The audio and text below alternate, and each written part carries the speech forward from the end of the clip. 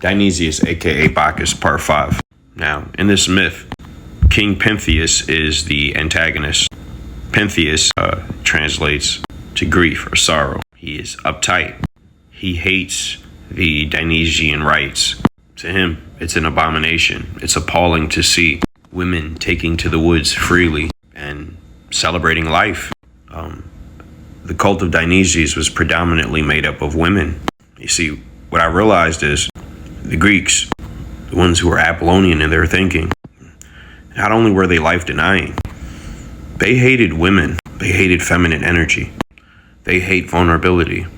If you research Greek history, read the myths, the tragedies such as the Iliad, gives you insight into the psychology of their culture.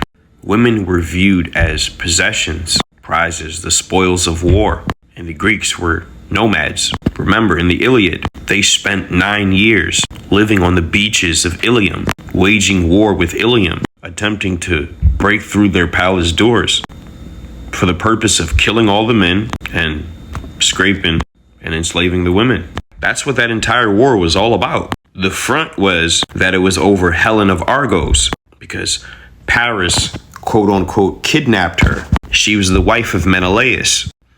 Helen was queen of the Spartans. Menelaus was king of the Spartans. And his brother Agamemnon was ambitious. He saw the silk garments and the nice ships which Paris and Hector had arrived in and which they were dressed in while they were guests visiting the house of Menelaus. Yeah, it was fucked up that Paris ran away with Menelaus' wife. Because she left, she was demonized. She was, in a sense, dragged through the mud. Many began to call her the whore of Argos, because their mindset was that she belonged to Menelaus.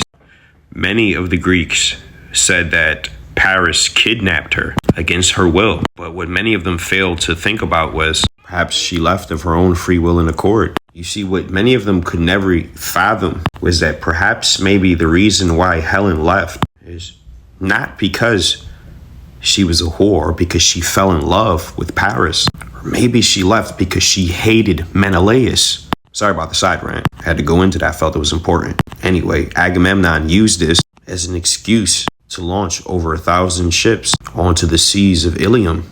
This was the way it was for the ancient Greeks, a warrior culture.